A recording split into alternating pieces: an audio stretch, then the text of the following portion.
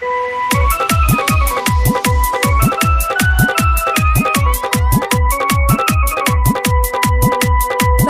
by Chand Recording Studio, Bheja Road, Barsam.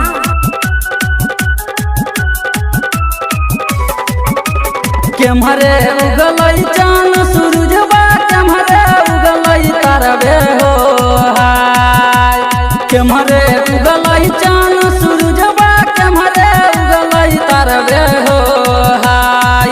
हाय बोलो हाय हो हाय अल्लाह कौन रे बाबू बनाबै घरनिए हो हाय।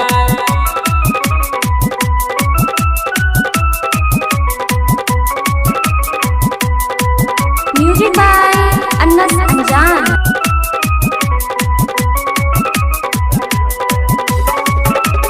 पूरबे उगलई चांद सूरजबा पछमे उगलई तारबे हो हाय। पूरबे उगलई चांद सूरजबा पछमे उगलई तारबे हो हाय। हाय बोलो हाय हो हाय अल्लाह हुसैन बाबू बनाबै घरनिए हो हाय।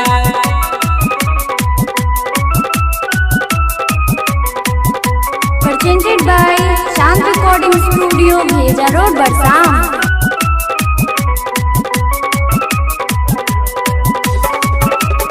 उगिर गेलई चांद सूरजबा काटिर गेलई बसबे हो हाय।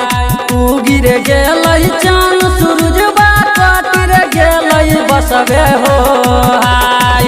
हाय बोलो हाय हो हाय अल्लाह बसहबे के बनो है घरनिए हो हाय।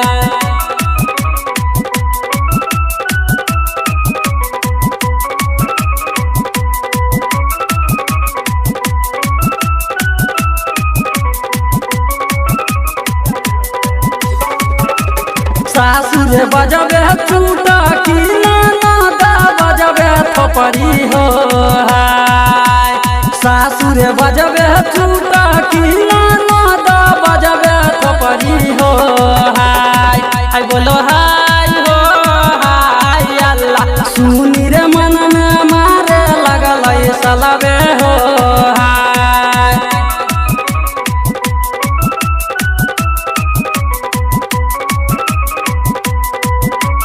Music by Anas Anjan.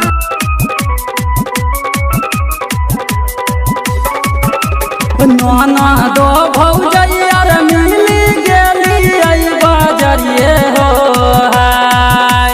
नाना दो भौजैयर मिली गेली आई बाजरिए हो हाय। हाय बोलो हाय हो हाय अल्लाह बैठ रे गेली आई भारी दुकान में हो हाय। अखन अपने सब सुन रहल छी चांद रिकॉर्डिंग स्टूडियो के शानदार प्रस्तुति।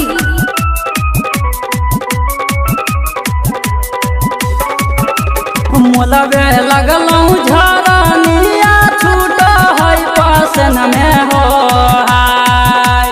मोलबे लगलौं झर